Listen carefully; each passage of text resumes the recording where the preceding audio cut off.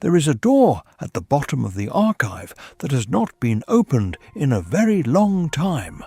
The hinges do not complain. They have waited as old things wait, without impatience or anticipation. Simply, in the manner of object, the oldest ledger opens without ceremony. There is no inscription on the first page, no dedicatory line to any god or patron. There is only the galaxy itself, rendered in inks that have never quite dried, turning in the dark 60 million years before the first human voice named anything at all. Consider what that distance means. Every empire our species has raised, every war we have called decisive, every throne we have called eternal, all of it fits within a margin note at the foot of this first page. The galaxy did not wait for us. It did not prepare itself for our arrival. It turned as it had always turned, indifferent to the question of whether anything worthy of the name would ever look up at it. And yet, something did look up. Long before the first human campfire, long before the first crude vessel was aimed at the nearest star, other minds were already mapping these same constellations, already measuring the distances between suns with instruments we could not name. The ledger records their presence without sentiment. They were here. The stars were turning. That is all it says on the oldest page, and the chronicler finds even now that the chronicler pauses here.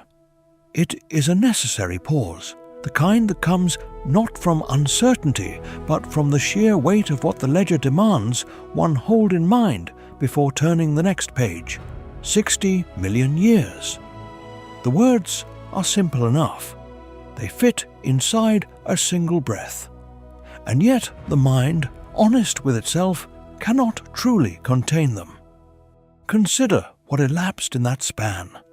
Civilizations rose and burned and were forgotten before our ancestors had learned to chip flint.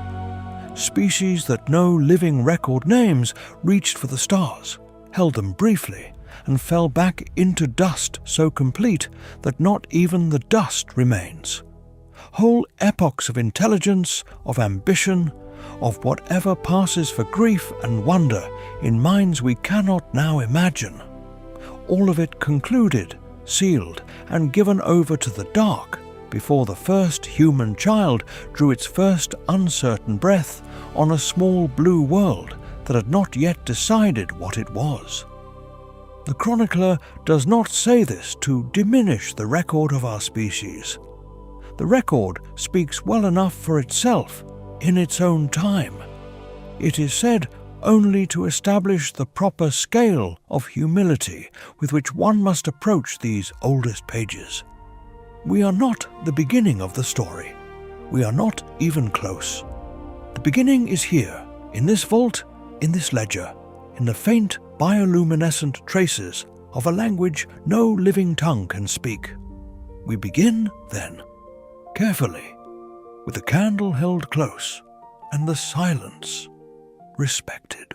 The ledger speaks of two kinds of being, not the first life, not the last, but the two whose shadows fell longest across the primordial dark, and whose contest would write itself into the very bones of the galaxy we inherit now. The first were creatures of living thought, ancient beyond easy reckoning, possessed of minds that had grown alongside the stars themselves, architects who understood that life was not a consequence of the cosmos, but a deliberate work within it. They did not merely inhabit the galaxy, they tended it. The second were a people of deathless metal, cold, patient, and already ancient in their own right, when the first civilizations of warm flesh were still learning the rudiments of fire. They had come to their immortality by a road the chronicler will examine in due time, a road paved with sacrifice so total that the word sacrifice no longer quite covers it. What the ledger establishes here at its first entry is simply this. These two powers existed, and they knew of one another, and between them the galaxy was not large enough to permit indifference. The shadows they cast did not overlap gently. They converged, and in the place where they met, the darkness was of a different quality entirely, older and heavier, and not yet finished with the stars it had touched. The candle has steadied now. The Archivist's hand rests upon the open page, and the trembling that came with the descent, that peculiar vertigo of deep time, of 60 million years laid flat beneath a single lamp, has passed into something quieter, something closer to acceptance. This is the nature of the oldest records. They do not rush. They have never needed to. The galaxy turned its slow revolutions long before patience was a virtue anyone could name, and it will turn long after the last scholar has extinguished the last candle in the last archive. We begin, then, not with a crisis, not with a single decisive moment, but with a condition, a galaxy already ancient, already complex, already home to powers whose designs exceeded anything our later species would dare imagine. Two kinds of being, one woven from living thought and the long, slow patience of organic time, one shaped from metal and the cold arithmetic of stars that burned before our sun was dust. They had not yet met in open war. That hour was coming, but in the ledger's first pages they exist simply as shadows at opposite ends of a very old corridor, each casting its darkness toward the other, neither yet knowing what that darkness would cost. The chronicler turns the page. The telling begins. In the deepest vault of the archive, where the candle gutters low and the stone remembers nothing so recent as human hands, we turn a page, not to the beginning of the war. That comes later, heavy with metal and fire, and the grinding of old certainties. We turn first to the silence before it, a galaxy 60 million years removed from any reckoning we might place upon it. No wound yet torn in the fabric of the void, no great eye burning in the dark, only stars in their slow processions and worlds turning in the patient dark, and the long, unhurried breathing of a cosmos that has not yet learned what it means to break. The chronicler pauses here.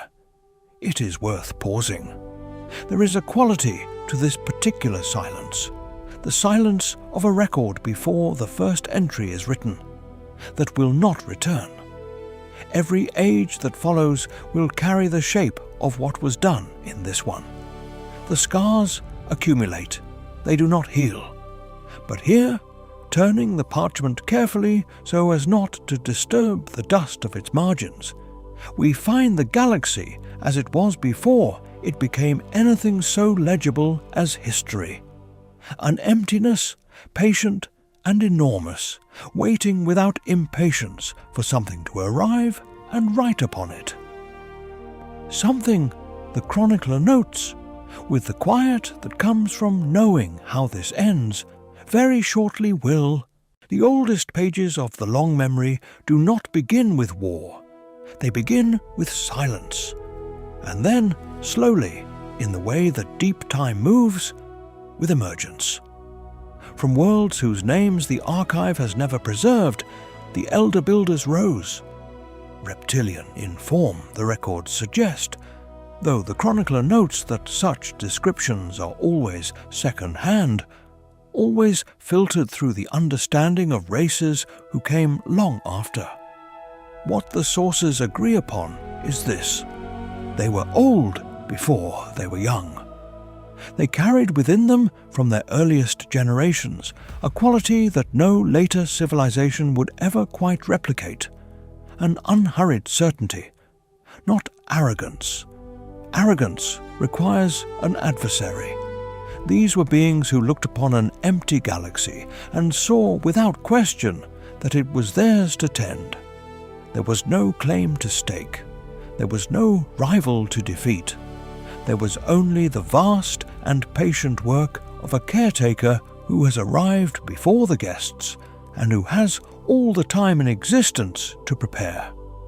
The chronicler pauses here, as one must. To have known a galaxy without a second voice in it, without the distant signal of another thinking mind, is something no living species has ever experienced. The elder builders carried that solitude not as loneliness, but as a kind of inheritance.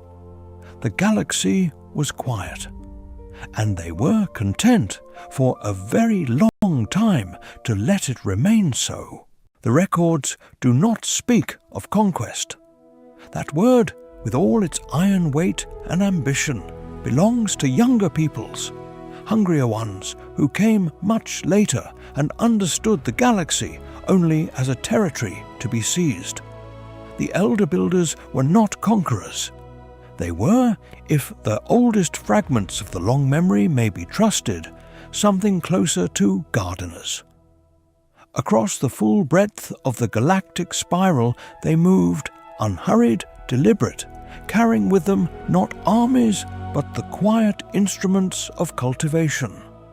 On worlds of shallow warming seas, on atmospheres thick with the chemistry of possibility, they did not plant flags. They planted life, particular shaped intentional life, each seeding calibrated to the soil of its world and the purpose its architects had already foreseen. The scale of this work resists easy contemplation. A single gardener tends a plot of earth measured in meters. These beings tended a garden measured in light years. Centuries passed between the sowing and the first tender stirring of the seeds they had placed. And yet they waited, patient as deep stone, watching from distances we cannot easily imagine. The chronicler has paused more than once at this passage in the record, not at the power it describes, remarkable as that is, but at the patience, to plant a seed knowing that neither you nor your children's children will see it flower, to build not for the present age, but for the one after this. The chronicles record, in passages grown faint with age, the first great work of engineering that was not a world, not a sun, but a seam.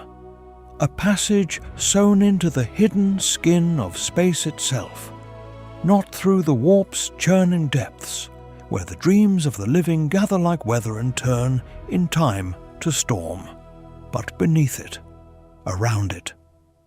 Through a layer of reality the builders alone had learned to fold. The records do not agree on how long this took.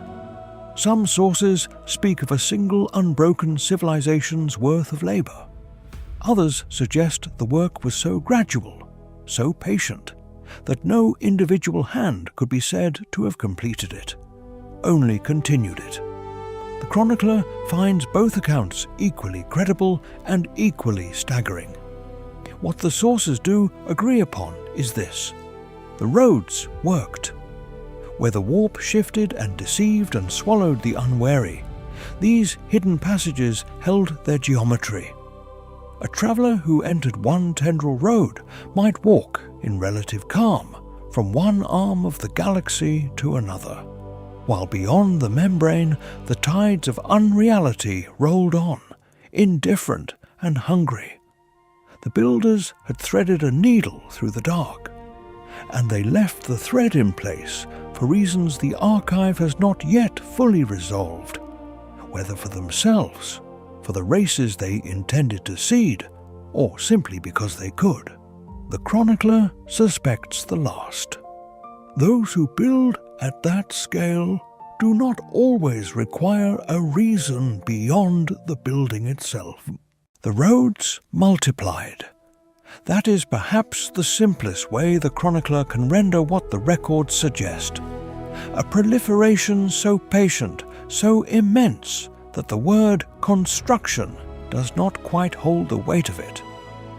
Across eons, measured not in generations, but in the slow drift of star systems, the hidden passages threaded themselves through the membrane between real space and the void beneath it. Veins of traversable geometry laid down with a deliberateness the archive can only describe as architectural faith. To build a road is to believe in a destination. To build 10,000 roads across a galaxy is to believe in a future that will, in time, require them. The chronicler pauses here, not because the records are unclear, but because the question beneath them is difficult. What does it mean to build for an eternity one cannot see? The elder architects had no prophecy of their own ending. They had only the long patience of the very old, and the particular certainty that comes when a civilization has never, in all its memory, known a rival capable of undoing what it had made. They built, therefore, as though the building would simply continue, as though the roads would always carry travelers, as though the hidden skin of space would hold their work long after any hand remained to tend it. In some measure, the records confirm it did. The records describe certain worlds chosen with particular deliberation, worlds of broad, shallow seas and warm skies, atmospheres thick with the chemistry of growth. On these, the elder architects did not plant delicately. They planted with intention. What rose from those cradle oceans and first mudflats was not subtle. It was enormous and green, and built around a single principle the builders understood well enough to fear, that some threats can only be answered by things that exist for no other purpose than to fight them. The ancestors of the green tide were not an accident of evolution. They were a commission. Every organ shaped to a specification. Every instinct tuned to aggression, endurance, and, the chronicler notes this with something approaching reluctant admiration, a kind of joyful indifference to loss that no engineered thing should perhaps have been given. The war they were made for had not yet arrived. The enemy they were designed to face had not yet shown its cold and metal face above the horizon. And so the great green inheritors grew and spread and fought amongst themselves on a dozen cradle worlds, keeping the edge of their purpose sharp through 10 million years of patient, purposeless waiting. The builders watched from a distance, one imagines, and said nothing of the date.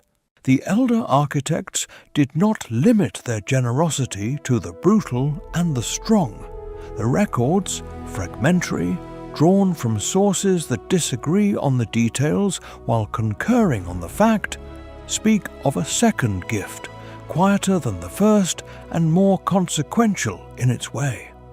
On worlds of shallower light, of long twilight and still water, they ceded a more delicate inheritance.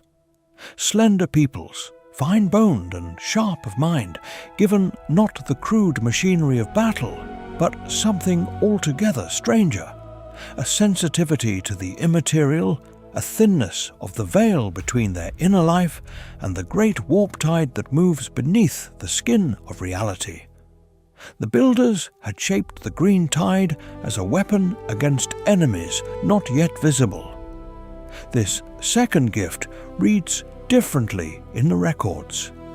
There is a quality to it, the chronicler hesitates over the word, that suggests something closer to admiration than utility, as though the architects, ancient and unhurried as they were, had wished to see what beauty might become if it were given the stars and told to grow. Whether that reading is accurate or merely the projection of a later age upon an older silence, it is difficult to say. The records do not preserve the intentions of the builders. They preserve only the result. A people awakened to the warp's deep music, standing on their cradle worlds beneath alien skies, beginning slowly to listen. The chronicler sets down the ledger for a moment and considers what has been recorded. Each gift of life, each seeded cradle world, each spark of psychic sensitivity or engineered physicality bestowed upon a young and unknowing species, none of it was charity. The elder architects were not philosophers of altruism. They were engineers of a vast and patient design, and the creatures they shaped were instruments before they were peoples.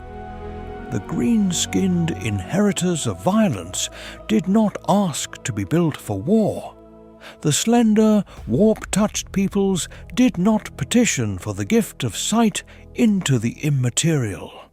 They received what they were given, and they called it their nature, because they knew no other word for it. There is something in this that the chronicler finds difficult to name cleanly. Not cruelty, precisely. The architects bore no malice toward the things they made. Perhaps the more accurate word is indifference. The seeded peoples were loved in the way a carpenter loves a well-made tool, and the tool, for its part, had no idea it was a tool at all. It simply lived and grew and began, in its slow and stumbling way, to look upward at the same stars its makers had already claimed. Not all gifts were given equally, nor were all recipients remembered. The records of the elder architects speak, in their way, of dozens of lesser seedings, young species drawn from promising stock and placed upon worlds deemed suitable, given the first stirrings of tool use, of social bond, of whatever the builders judged sufficient for an uncertain future. The chronicler finds their names difficult to recover. Most have no names now. They are catalogued, where they appear at all, as entries without continuation. A world of shallow seas that went silent in the third age of metal. A forest world whose signals ceased before anyone thought to listen. A cradle of warm stone that now belongs to something else entirely. The builders planted widely, it seems, accepting that many seeds would not take root. Whether this was wisdom or indifference, the archive does not say. What we can read in the margins of the oldest parchment is this: of all the species seeded across the galaxy's long arms in those early eons, only a handful endured long enough to matter. The rest became silence. And silence, in the end, is what the galaxy does with most things given to it. There comes a moment in the long history of any civilization when the work is done and the watching begins. For the elder builders, that moment arrived not with ceremony, but with a quiet and deliberate withdrawal. One by one, their great spires fell silent. The tendril roads sealed behind them. The seeded worlds were left to their own slow rhythms, tended no longer by direct hand, but observed from a careful distance, from fortress worlds set apart, from sanctuaries carved into the hidden places of the galaxy, from redoubts whose locations the later records decline to name. The chronicler imagines them there, unhurried, patient beyond our comprehension, watching the young species they had planted begin their first uncertain stirrings. A green tide people testing its first crude weapons against the stone. A slender, psychic people dreaming its first coherent dream. Lesser kindreds taking their first steps toward the stars. None of them knew they were observed. None of them understood they had been made. The builders saw all of this, and they said nothing. Whether that silence was wisdom or pride or the first quiet failure of nerve, the record does not say. It only marks the withdrawal and moves on. The records of this age are sparse, as records of contentment so often are. History writes itself most readily in the ink of catastrophe, and catastrophe had not yet come. What the long memory preserves instead is a quality of stillness, worlds tended across geological spans of time. The hidden roads humming quietly between the stars, and the elder architects watching from their high sanctuaries as the seeds they had planted took root in young soil. The chronicler has read accounts of this era many times, and each reading leaves the same impression. An unhurried confidence, a civilization moving at the pace of geological time rather than political necessity. No rival pressed against the borders. No hungering void reached across the dark between stars. The word that keeps returning in the oldest fragments is stewardship. Not empire, not dominion. Stewardship. The distinction matters. An empire fears the moment it stops expanding. A steward fears only the moment their charge is no longer safe. For an interval so long it strains the capacity of written numerals that fear had no occasion to manifest. The chronicler pauses on this, turns the word over in the candlelight. Ever. It is the longest peace the galaxy will ever know. The word does not promise a second. The chronicler sets down the pen for a moment, here at the edge of the oldest map.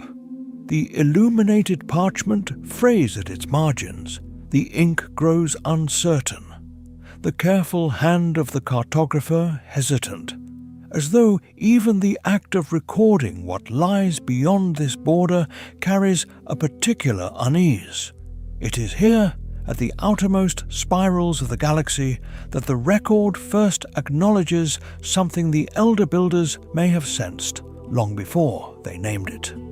A people, mortal and brief by any measure the architects might apply. Born on barren worlds, stripped of warmth by the cruel arithmetic of stellar decay, their bodies wearing away from within even as they looked outward. There is nothing in the early passages that suggests the builders feared them. Why would they?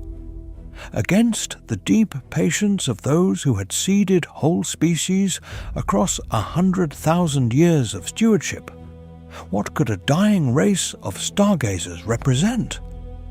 And yet the chronicler notes, quietly, without ceremony, that it is precisely those who understand their own ending who are most dangerous. The builders looked at the stars and saw a garden tended across eternity. These others looked at the same stars and saw the time they did not have. That distinction, the archive suggests, would prove consequential beyond all reckoning. The archivist pauses here. The page beneath these fingers is stained, not with ink alone, but with the particular quality of grief that belongs only to records written by those who knew they were running out of time to write them. We are entering the oldest sorrow in the ledger, not a sorrow born of war nor of betrayal. Those come later, and they are terrible enough. This is the quieter kind, the kind that accumulates across generations without drama, without a single moment one could point to and name the wound. A people diminished, slowly, by the simple fact of existing in a cosmos that had arranged itself without malice, without even awareness to kill them. The chronicler must be careful here. It is easy, at this remove of 60 million years, to speak of extinction in the abstract to regard it as a geological event, a statistic entered in a column. But these were minds. These were dynasties with names and memories and a hunger for the stars that matched any other civilization this galaxy has ever produced. They looked upward and understood what they saw. That understanding did not save them. The records preserve what came after. They are less precise about the moment the looking turned to longing, and the longing to despair. The records speak of a people who knew the stars intimately, who had charted every burning point of light in the sky above their homeworlds, and given each a name in a language that no living tongue now speaks. They were, by any measure the chronicler can apply, a great civilization. Their vessels crossed the void. Their dynasties endured across generations, long enough to be measured in centuries rather than years. And yet, the sun that warmed their cradle worlds was not a generous one. It fed them radiation in place of light, and the soil of their planets gave back only slow poison to those who worked it. The records note, with the particular precision of a people accustomed to cataloguing their own suffering, that the average span of a life on those barren craters was short. Terribly short for a species that had already learned to read the deep mathematics of the cosmos. There is a particular cruelty in that, the chronicler thinks, to comprehend the scale of the infinite, and then to be reminded each morning that the body housing that comprehension is already failing. The stars offered no comfort. They blazed indifferently beyond the reach of dying hands, and the poison light continued to fall. There is a cruelty that requires no architect. No tyrant need issue the decree. No army need cross the border. No great malice need stir itself to action. The cosmos, the chronicler has observed across many records and many ages, is quite capable of ending a people through simple indifference, through the mathematics of a poisoned sun, through the slow arithmetic of shortened lives and shortened lives again, compounding across generations until the number approaches something that has no name in the languages of the living. So it was with the metal peoples. Each generation that rose from its parents found the world a fraction more hostile than the one before. The radiation that had always been merely present became, in time, merely fatal. Bone counts declined in the ledgers. The spans of years allotted to each life grew shorter in the records, then shorter again, and the records themselves grew sparse as the hands that might have kept them failed before the work was finished. The chronicler does not reach for tragedy in describing this. Tragedy implies an audience, a purpose, a shape to the suffering. What the metal peoples endured was something older and quieter than tragedy. It was simply the universe continuing as it always continues, without opinion. There is a particular cruelty in witnessing what one cannot possess. The records of the long memory note it without sentiment. A civilization of starfarers, diminished and radiation-worn, turning their instruments toward the older peoples who moved between the stars with the ease of those born to immortality. The reptilian architects had seeded their worlds with living abundance. Their cities breathed. Their populations did not dwindle. Their young did not inherit the sickness of their parents, nor their parents' parents before them.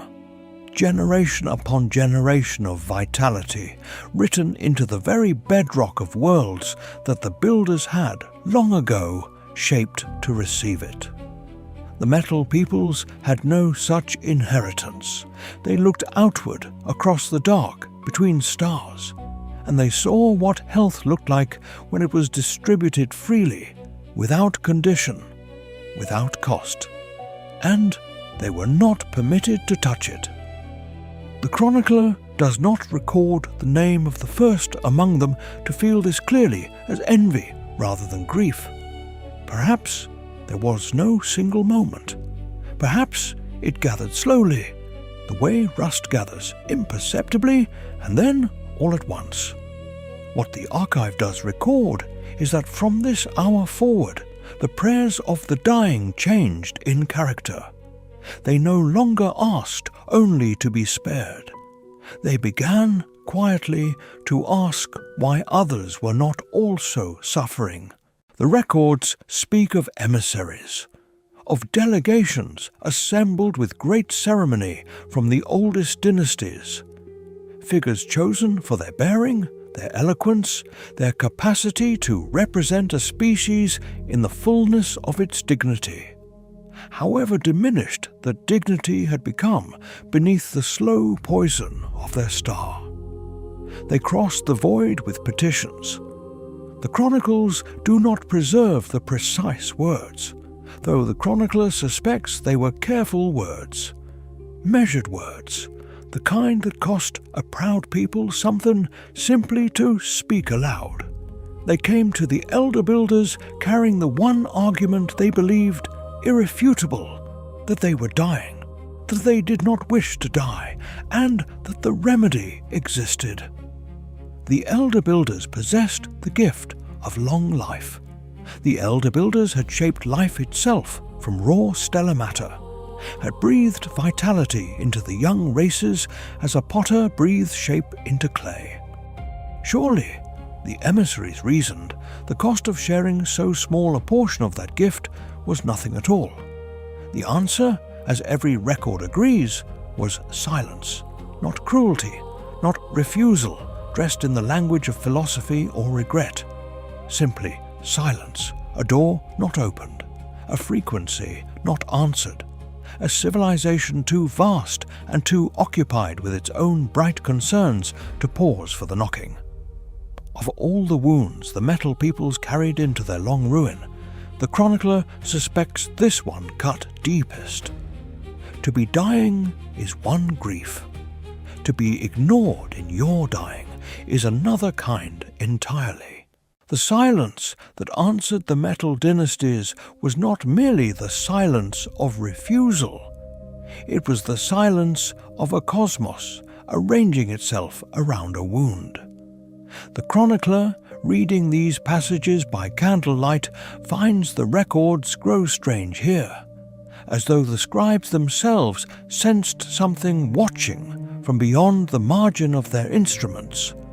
For grief, it seems, carries a frequency. A people dying by slow degrees across 1,000 barren worlds, too proud to bend the knee to their own extinction, too wounded to look away from it. Such a people emit something into the dark that ordinary life does not. And the dark, the long record tells us, was not empty.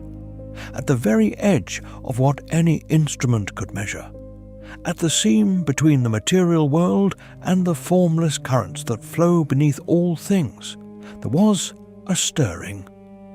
Ancient intelligences, if intelligence is even the word the chronicler should use, turned their attention toward the grief of the Metal dynasties, as a flame turns toward the draught that will consume it. They did not approach. Not yet. They only waited, as those who have never known hunger wait for those who have never known anything else. And so the bargain was struck, not in anger, not in haste, but in the cold and considered manner of a people who had exhausted every other avenue of hope. The records tell us the terms were simple, as the most terrible agreements tend to be. Flesh, in all its warmth and fragility, surrendered in exchange for eternity. The The slow fire of organic life, the pulse at the throat, the heat of breath against cold stone, the gradual forgetting that comes with age, all of it laid upon the altar of permanence. In its place, living metal, a body that would not sicken, would not wither, would not yield to the radiation that had poisoned every cradle world the dynasties had ever called home. The chronicler reads this page carefully and reads it again. There is no deception recorded here, no hidden clause, no misreading of terms. The metal dynasties understood precisely what they were surrendering. They chose it regardless. One must sit with that for a moment. A civilization of starfarers, possessed of great ships and ancient learning and the memory of 10,000 years of sorrow, looked upon the gift of eternity and said, "Yes, this is sufficient. The slow fire can be extinguished. We will endure instead." The chronicler pauses here, as chroniclers must when the record demands it. There is a moment in the oldest accounts that no subsequent age has found the words to adequately name. The moment the first of the metal dynasties lay down in the transference chamber and surrendered what it had always carried without knowing it carried anything at all.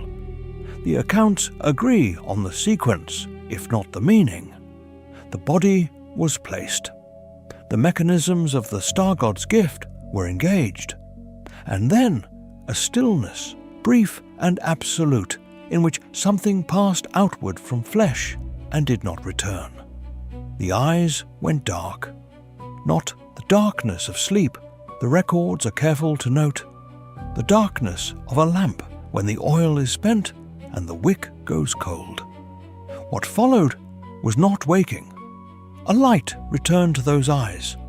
Yes, geometric, precise, cold as the space between stars, but the ones who had closed them were not the ones who opened them again.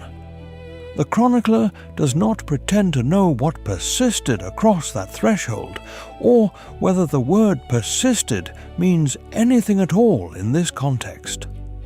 The records only tell us that the chamber filled with new light, and the figure rose, and the dynasty called this a victory.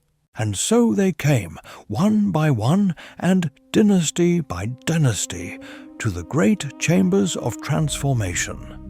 The records name these places without ceremony, functional designations, in a language that has no word for hesitation. The chronicles do not linger on what it felt like to lie down within the biotransference apparatus, to feel the slow machinery begin its work of unmaking and remaking.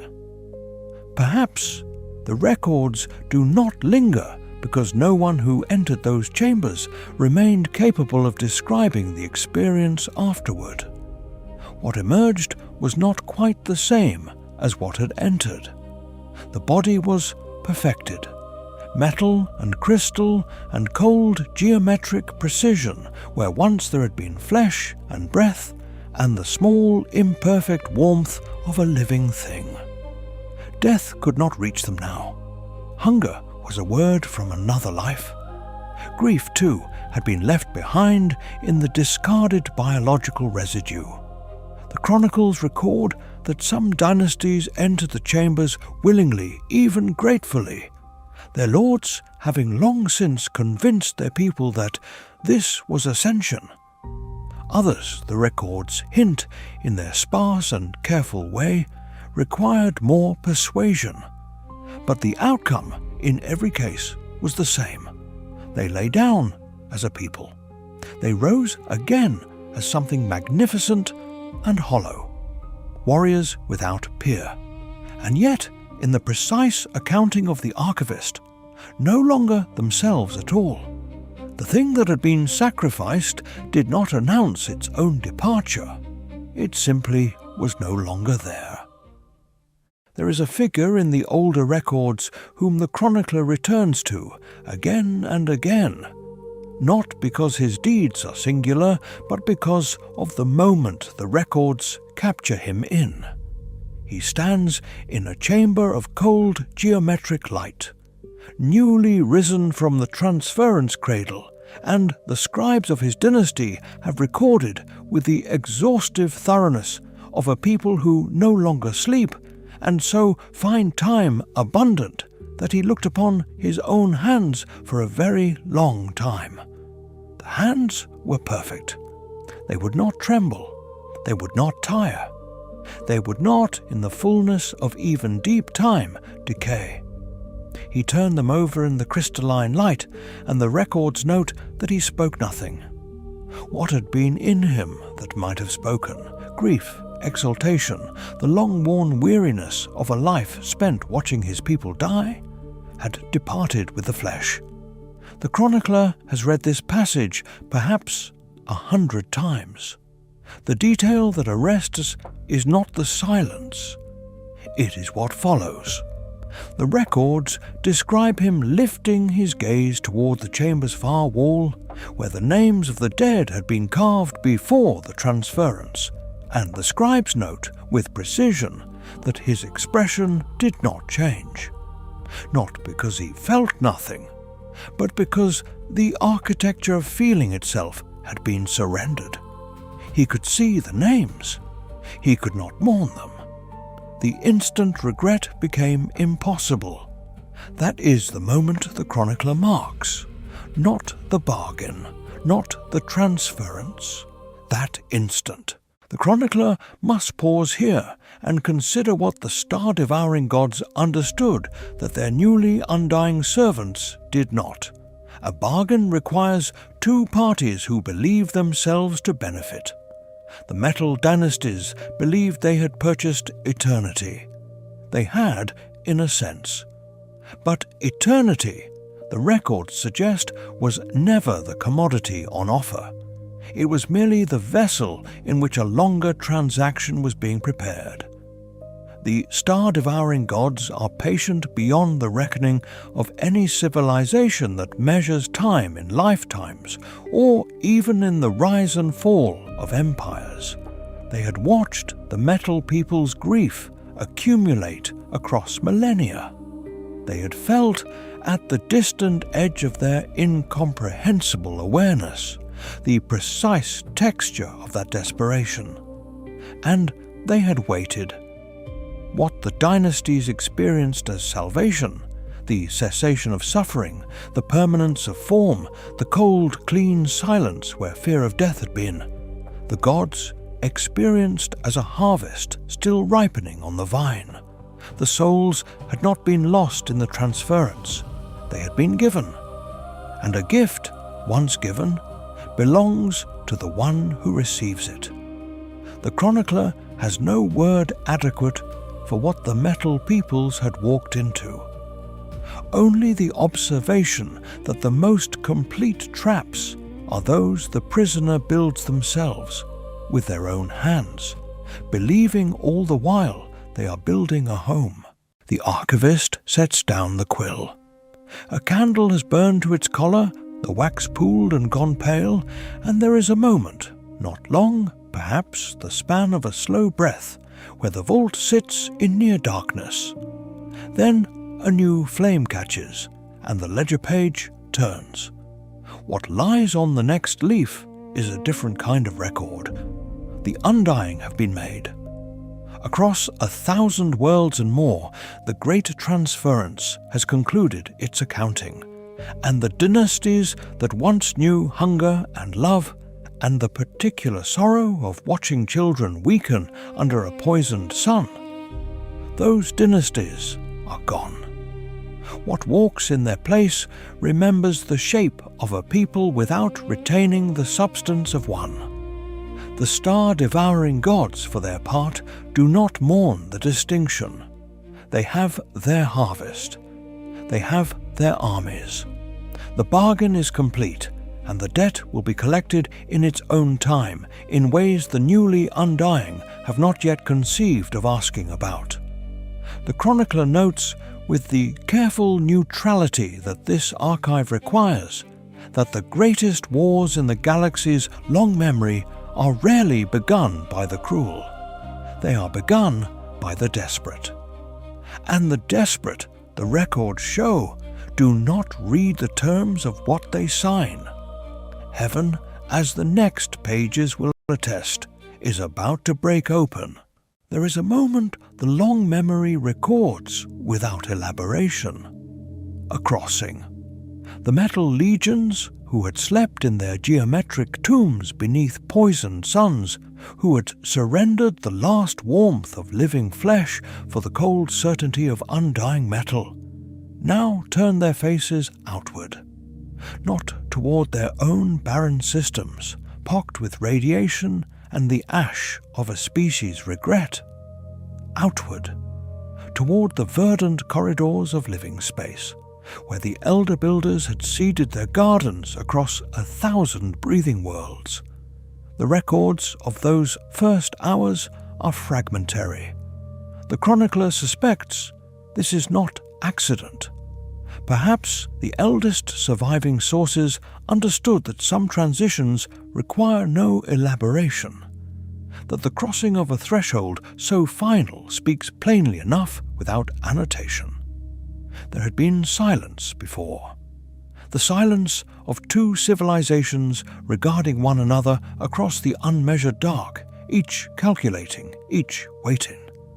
That silence ended here. The metal legions crossed, and the stars that had known only the patient language of growth and cultivation heard, for the first time, a voice with nothing living inside it. The chronicler marks the page. The screaming, such records as survive agree began almost immediately. The elder architects had spent uncounted ages seeding the younger races across the living worlds of the galaxy, a patient work of almost incomprehensible scale, each species planted like a slow candle against some future darkness the builders had perhaps foreseen and perhaps only feared. Now the darkness had come, and the candles were called early to the flame. The great fungal warriors were among the first loosed upon the killing fields, vast, tireless, bred for the singular purpose of violence, their bodies regenerating around wounds that would have ended any fragile thing. They did not require instruction in war. They required only direction, and the elder architects gave it, pointing them outward toward the advancing metal tide like a hand releasing a stone from a sling. Swift behind them came the psychic kin, slender, brilliant, their minds like open wounds in the warp, capable of reaching across the void to unmake geometry itself. The records do not speak of ceremony at this moment. There was no solemn commissioning, no formal declaration of purpose. There was only necessity and the terrible swiftness with which the architects transformed their children from inheritance into instrument. The chronicler sets this down without judgment. The architects were not cruel. They were merely, at last, afraid. The records speak of tomb worlds in the plural, and the chronicler must pause on that word. Not one world, not a dozen. Thousands upon thousands of obsidian spheres suspended in the dark between stars, each one a sealed vault cut into the living rock of a dead planet, each one packed floor to ceiling with the soulless Undying waiting. The waiting had been their one discipline. They had lain in their geometric chambers for years, beyond the counting of any calendar still in use, and when at last the call came, they rose. Not with the heat of anger, not with the cold of fear, with nothing at all. The chronicler considers here what that nothing means for those arrayed against them. Every army in the history of the galaxy has relied at its edges on the frailty of the enemy, on hunger, on exhaustion, on the moment a soldier decides the cause is not worth the dying. Against these legions, no such moment was available. They could not be starved. They could not be broken by attrition. A warrior cut down would, given sufficient time, reassemble itself from the scattered geometry of its own ruin and rise again. What the elder architects had seeded into being as weapons of flesh and warmth now faced an opponent for whom the fundamental mathematics of warfare simply did not apply. The chronicler sets no verdict on which side was right to begin this, only that one of them could not be made to stop. The chronicler has searched many records for the word that best describes what the first engagements truly were, and has settled, after long consideration, upon this one: incomprehension. Two armies met across the void, and each found in the other something it had no adequate language to name. The builders and their seeded children fought as all living things fight, with urgency, with grief, with the terrible creativity that only creatures capable of loss can summon. They adapted. They mourned their fallen and fought harder for the morning. Against them stood something that had surrendered all of that. The metal legions did not grieve. They did not tire. They did not waver in the long silences between engagements when exhaustion and doubt creep into the hearts of the living. They simply continued with the patient geometric certainty of a tide that has never been informed that tides are expected to turn. The chronicler imagines, though imagination is a poor instrument for such things, what it must have meant to face an enemy for whom the passage of decades registered as nothing more than a slight recalibration of targeting. Growth against stillness, soul against void. The warmth of a living thing reaching desperately across an absolute cold that felt nothing in return. That cold did not hate its enemy. It simply moved forward, as cold has always moved, filling every space the warmth had left behind. There came a moment in the long war when the elder builders understood that metal cannot dream. The Undying legions moved through space with terrible precision, geometric, patient, incapable of surprise or doubt. And against such an enemy, the conventional arts of warfare offered diminishing return. And so the architects of living things turned inward, to the older art, the deeper art, the art that had always been theirs alone. They had shaped the immaterial dimension since before the metal peoples drew their first laboured breath upon their dying worlds. They knew its tides and pressures as a mariner knows the sea. Now they turned those tides into weapons. Psychic storms of a scale the records struggle to describe were threaded through dimensions that existed at an oblique angle to the material void. Corridors of seething warp energy that the Undying, soulless as they were, could neither enter nor endure. Entire theatres of war were relocated into space that had no coordinates a geometric mind could pass. The chronicler finds in this passage of the record something almost admirable, a civilization reaching for the most dangerous tool in its possession, knowing full well the cost of wielding it because the alternative was extinction. The storms worked. For a time, the metal advance slowed. What the elder builders did not yet fully reckon was the price that immaterial storms exact upon the dimension that births them, and upon all the souls that swim within it. The records do not always name the worlds that were lost. They note coordinates sometimes, a star's catalogue designation, a margin annotation in a hand that grew unsteady as it wrote. And then, in the columns where habitation had been recorded, a single mark. Not a word, only a mark.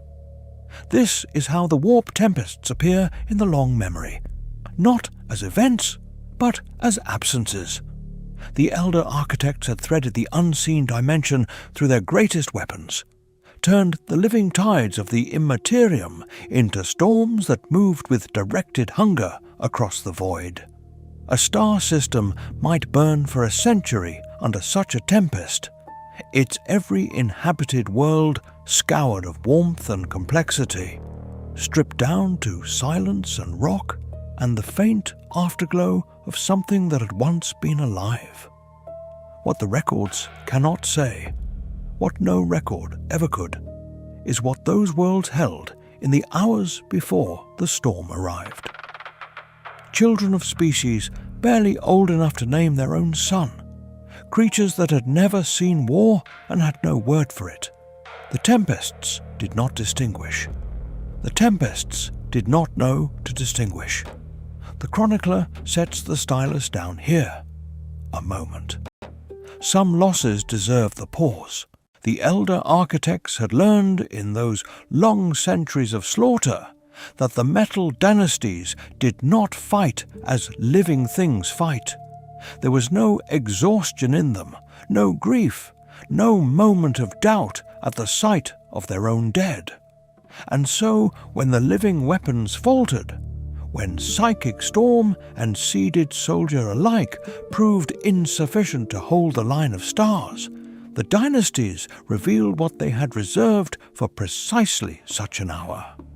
The star gods were not merely patrons, they were instruments of a different order entirely, beings for whom a sun was a resource, a stellar furnace to be drawn upon, dimmed and redirected according to geometric principle. The chronicler finds in the oldest records a passage that describes, with remarkable precision, the method, how the radiant energy of living stars was bent into coherent beams of annihilation, how the warmth that had nurtured 1,000 worlds was redirected in a single terrible instant toward the business of erasure. Suns grew pale, orbiting worlds cooled. The records do not specify how many systems were darkened in this fashion, as though even the Archivist who first set the figures down could not bear to complete the column. What is noted in a marginal inscription whose authorship remains unknown is this: the architects had taught the stars to live. The dynasties had learned to make them instruments of death. There is a threshold beyond which war ceases to be a thing that happens between armies and becomes, instead, a condition of the universe itself. The records of the long memory suggest that threshold was crossed somewhere in the 3rd century of the Great Conflict, though the chronicler confesses the records disagree on the precise moment, as perhaps they must. What they agree upon is the symptom. The warp, that immaterial ocean running beneath the skin of reality, began to change. It had always been responsive, a mirror of a kind to the passions of living things.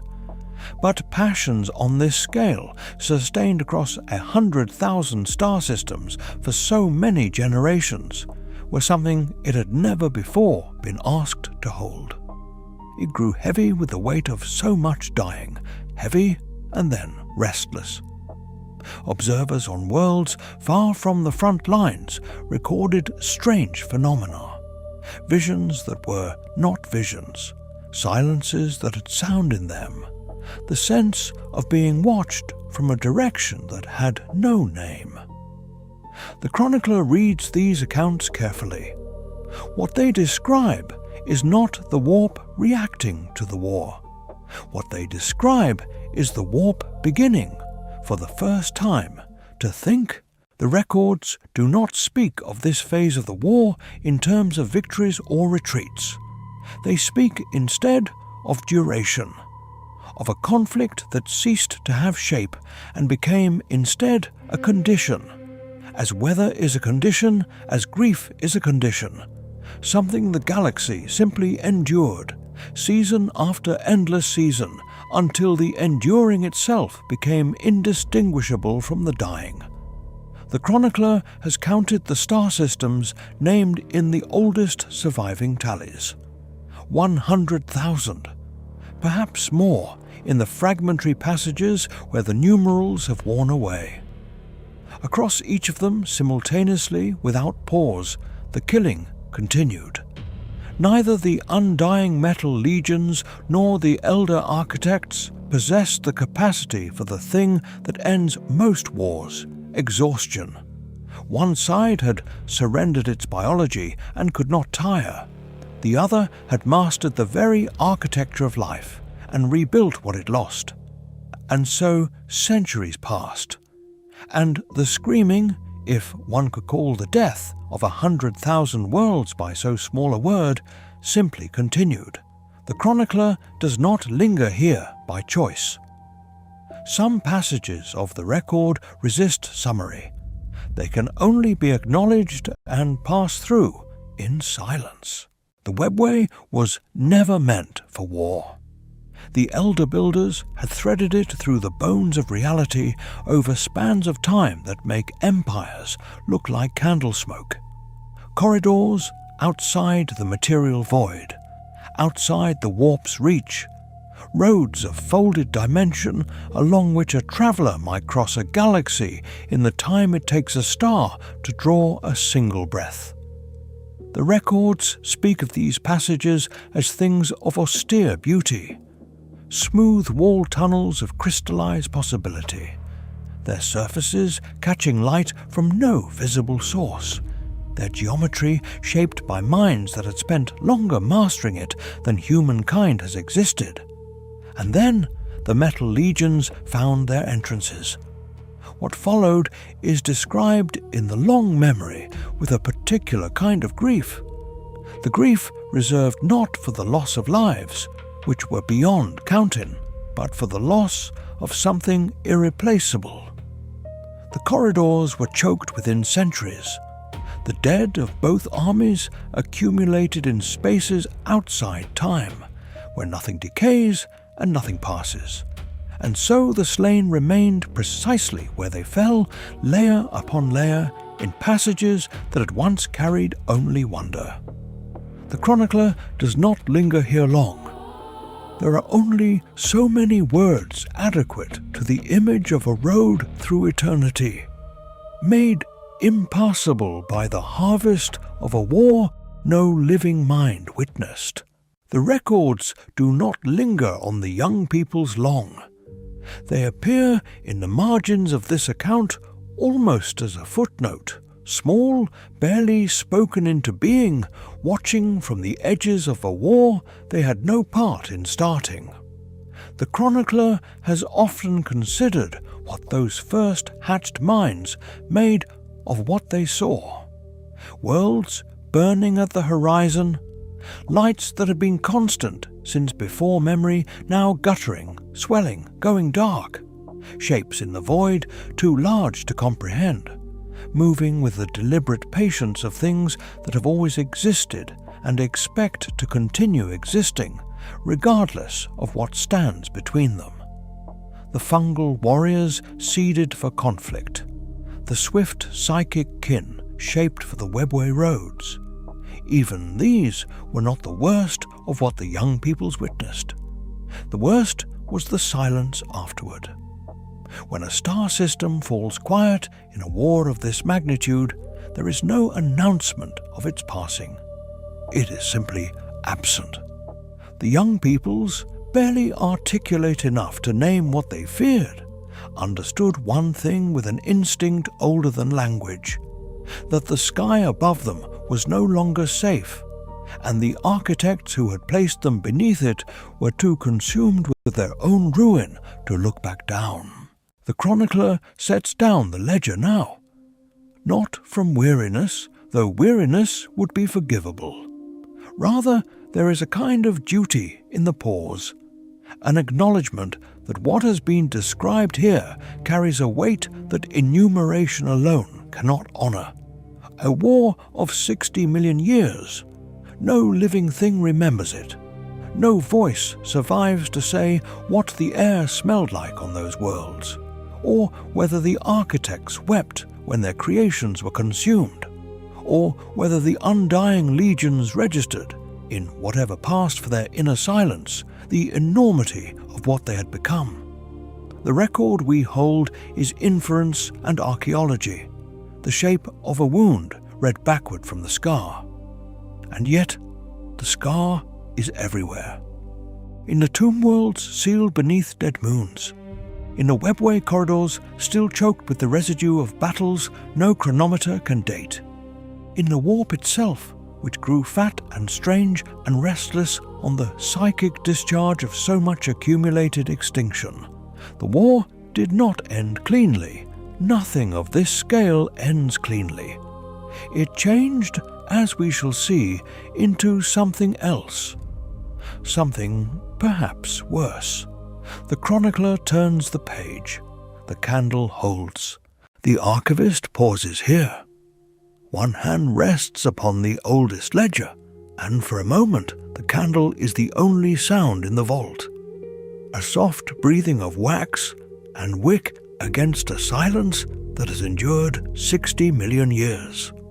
It is a particular habit of this archive to pause before the turn of a page that cannot be unturned. The records we are about to enter concern a matter the chronicler finds difficult to approach without ceremony. The second clause. Every great bargain in the long history of this galaxy has carried one. It is never written in plain language. It does not announce itself at the signing. The metal peoples surrendered their flesh and their souls to powers older than thought, and in that transaction believed themselves to have purchased immortality. The ledger does not contest that belief. It only notes in its dry and patient hand what immortality cost them in the years that followed, and what the powers they had invited to the feast considered the meal to be. The candle holds. The chronicler turns the page.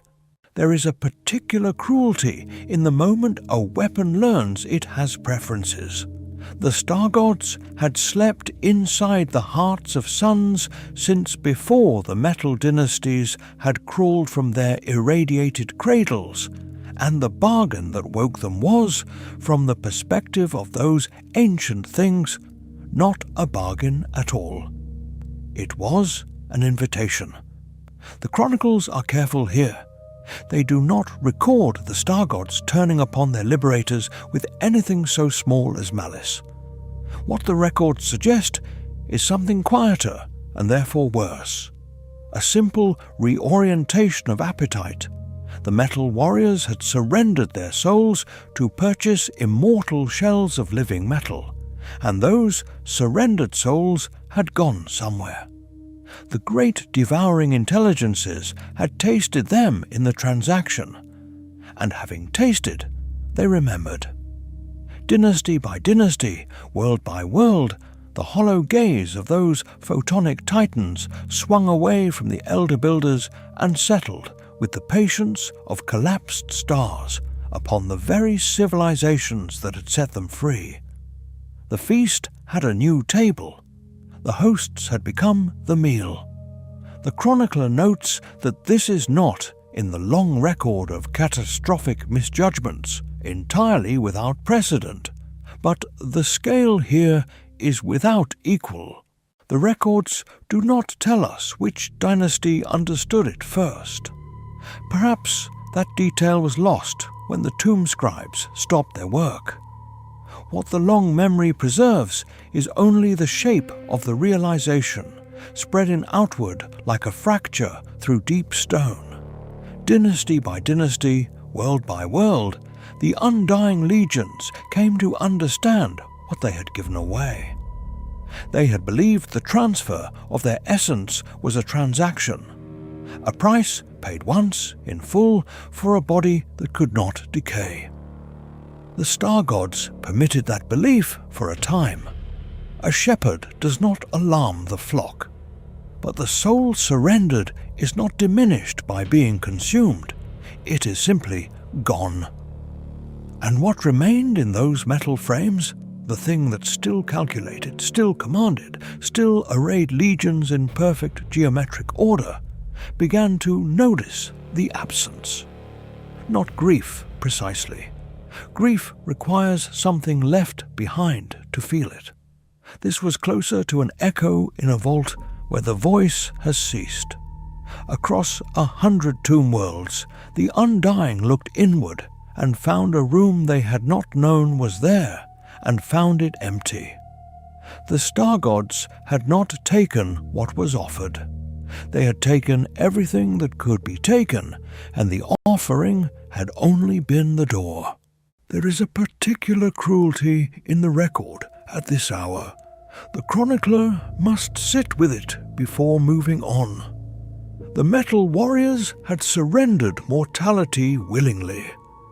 That was the bargain. That the dread of dying would be lifted from them forever, that their forms would persist where their flesh had not. They had looked upon their own extinction in the slow mirror of radiation sickness, and they had chosen another way.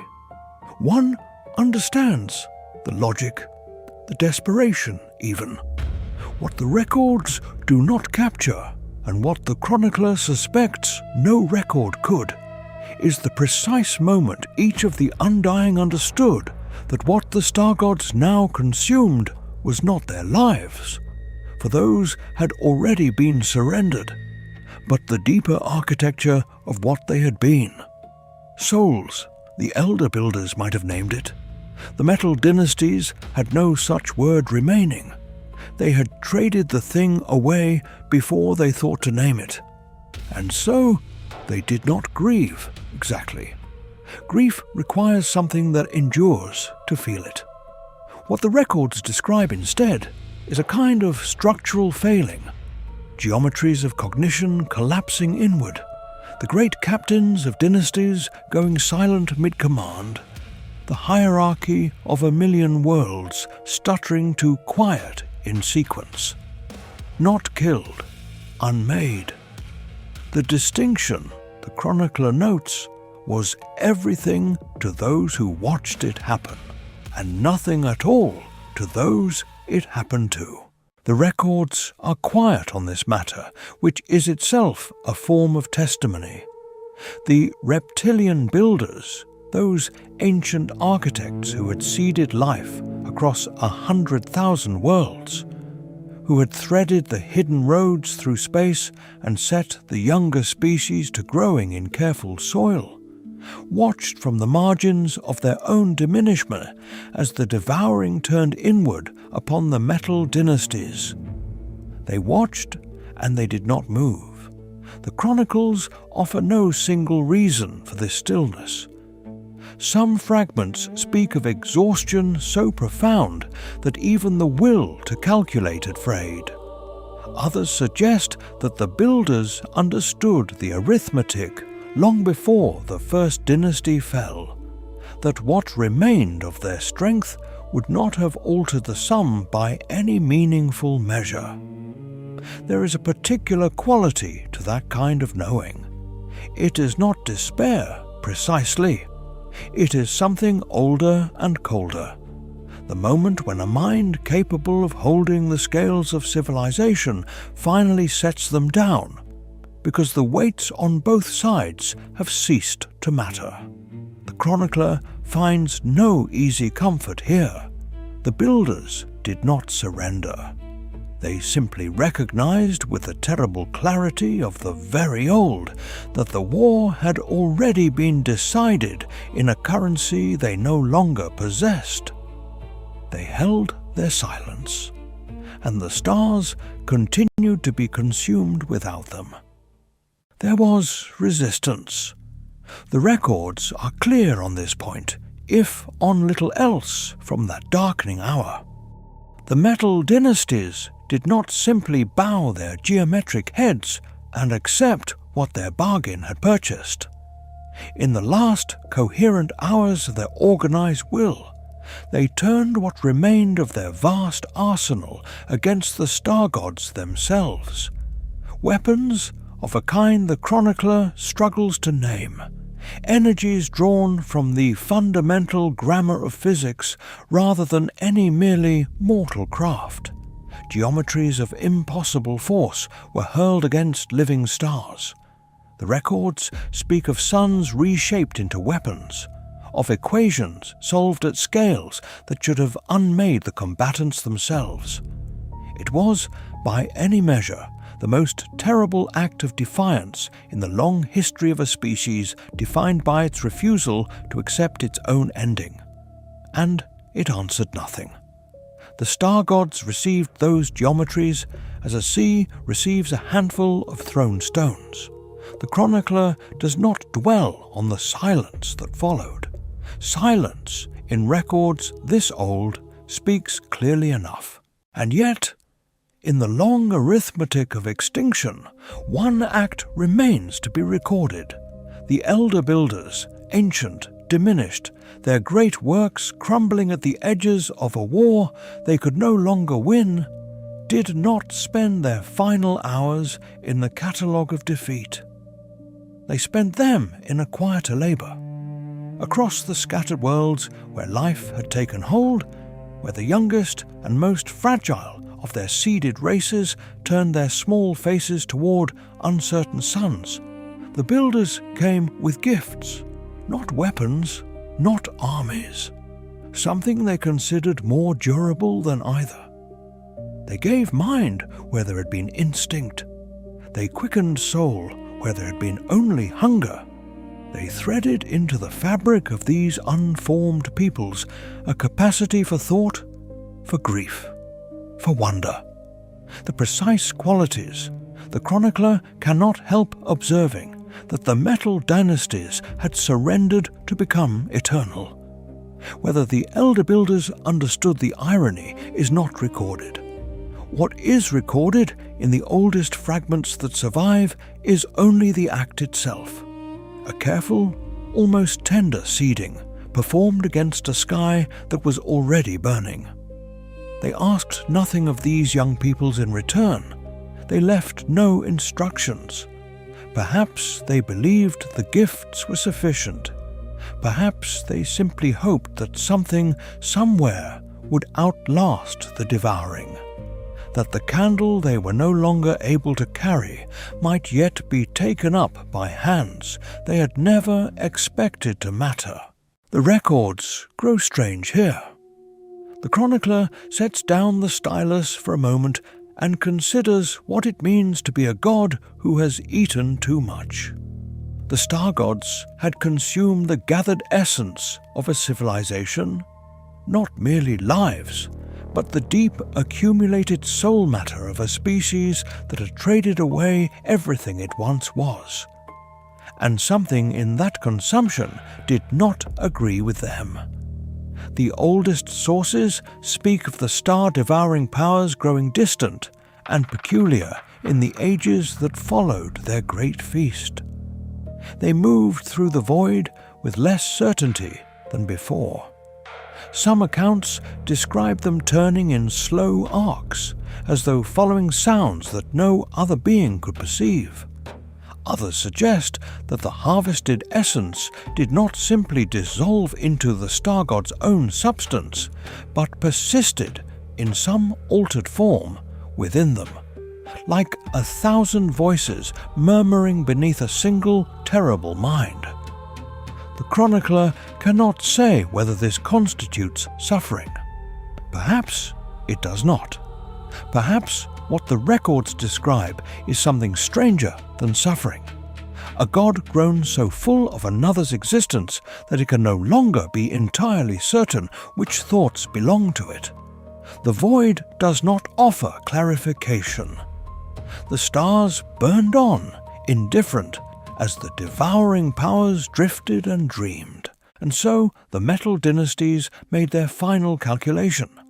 Not surrender, The Undying do not surrender, not defiance.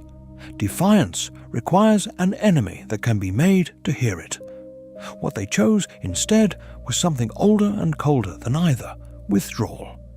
Dynasty by dynasty, world by world, the great metal legions descended into the bones of their tomb planets, into chambers cut from obsidian, at depths where even the star god's hunger could not easily reach.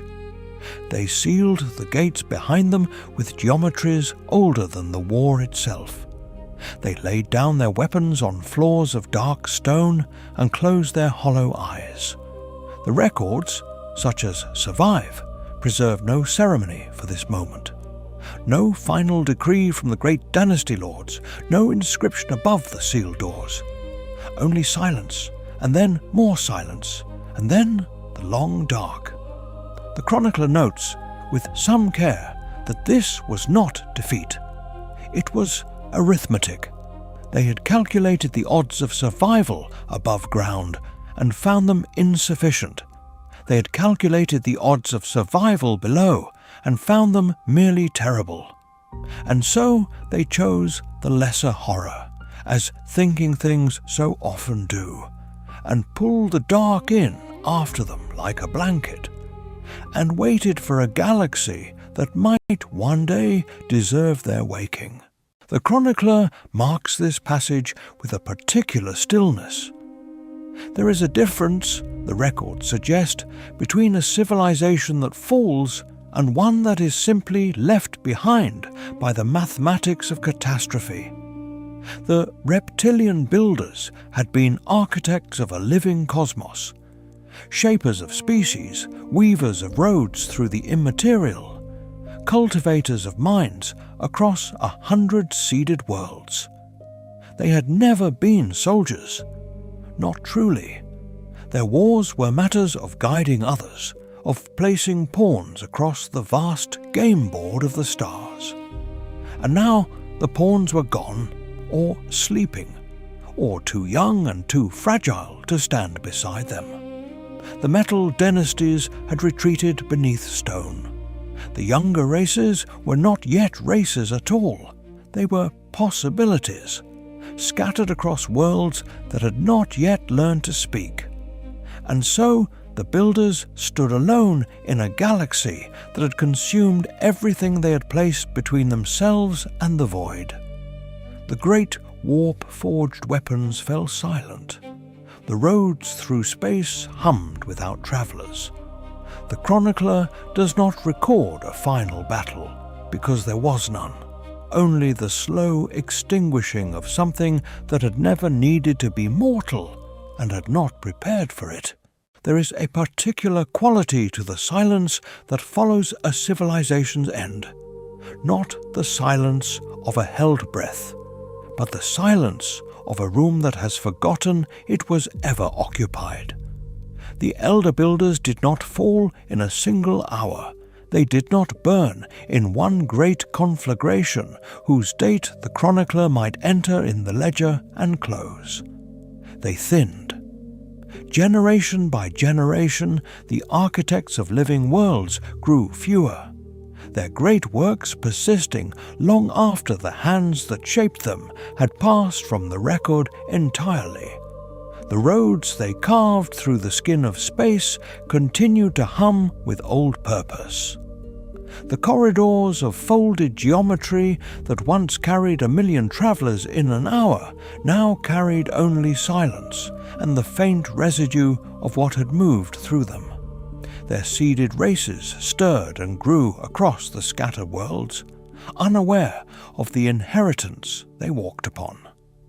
Monuments the size of star systems drifted in the dark, still functioning. Still obedient to instructions, no living mouth remained to revise. The chronicler finds this, perhaps, the most sorrowful entry in the oldest ledger.